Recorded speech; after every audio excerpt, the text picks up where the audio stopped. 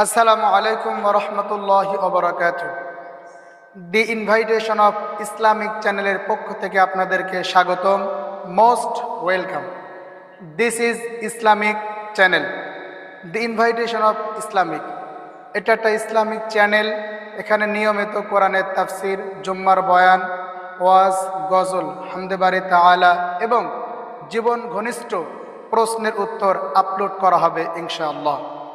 So আপনি হয়ে যান ইসলাম প্রচারের একজন সহযোগী।